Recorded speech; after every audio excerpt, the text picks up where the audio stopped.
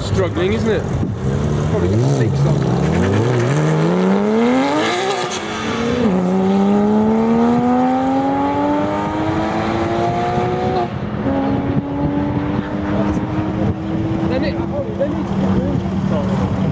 It's not all right.